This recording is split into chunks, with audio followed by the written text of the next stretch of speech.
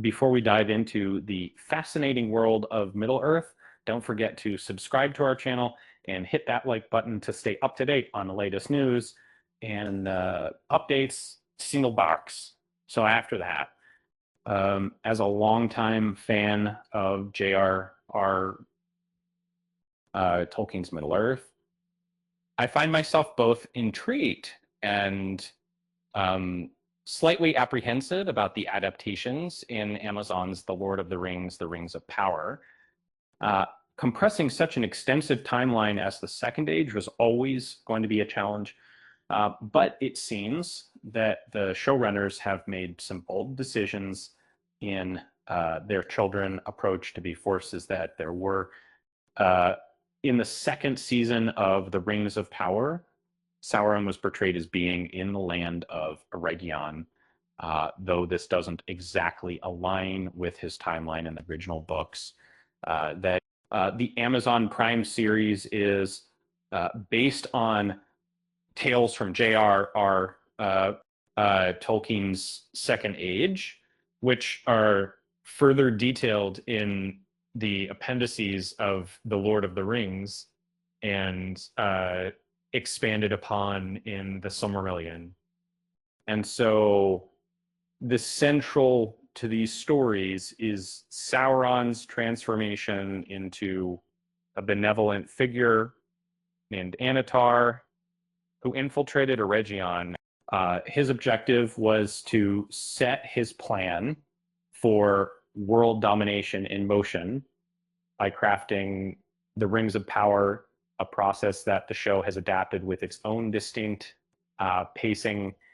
In the second season of The Rings of Power, Sauron finds himself in a stronger position than at the start, thanks to reclaiming his old army from Adar, with Adar deceitfully betraying and slaying him.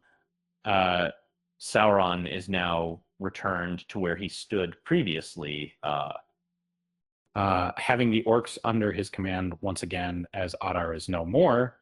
Sauron can return to Mordor and resume ruling over the new domain that Adar strategically established for him. According to the Lord of the Rings lore, Sauron spent around 300 years in Eregion as Anatar. This is a significant amount of time, and it's interesting to note that the showrunners have taken some creative liberties with this timeline.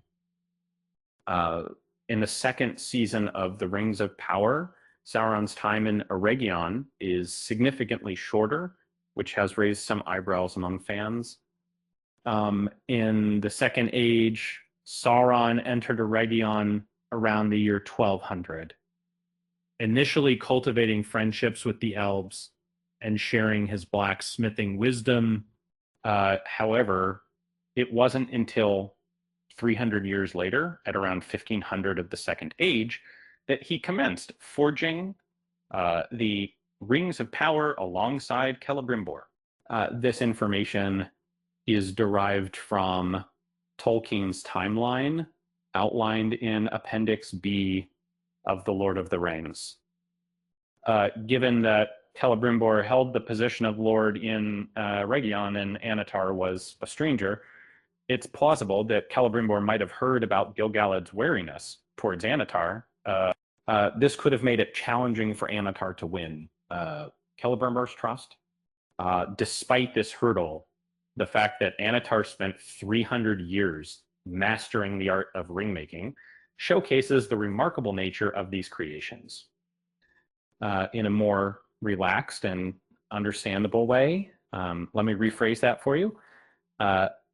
In the second season, things picked up right where they left off in the first, with a little time elapsing between them. And assume at the end of the previous season, Sauron was en route to Mordor with Mount Doom within sight and not too far from Adar's camp. Because in the second area, uh, the most important thing about your your boat has been in assessing doubts. On the other hand, Halbrand returned to Eregion following his earned trust from Adar, only to find Celebrimbor deliberating over his entry for a few days before finally giving his approval. Once granted access, they began working immediately and managed to complete their task in significantly less than the standard 100 years. In a different phrasing in the Rings of Power, it was essential to authentically depict the power struggle between Anatar and Celebrimbor, which necessitated intricate dialogue sequences instead of jumping ahead through vast time periods of several centuries.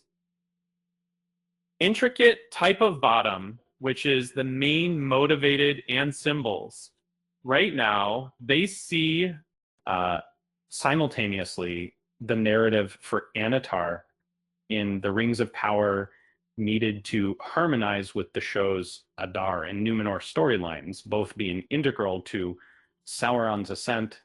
In contrast, the arcs involving Gandalf and Nori were less interconnected with Sauron's rise during season 2 and had minimal connections to a definitive canonical timeline, since Gandalf doesn't arrive in Middle-earth until the Third Age.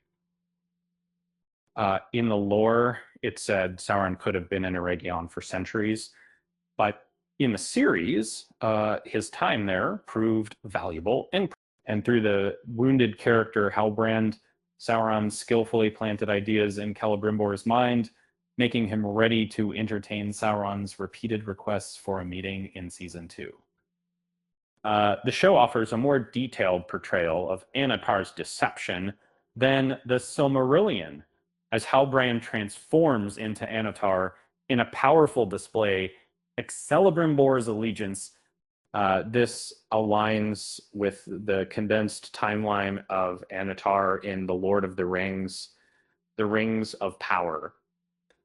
And on a lighter note, I guess you could say Sauron's time in Eregion was a ringing success. With that said, thanks for watching, and until next time, thank you.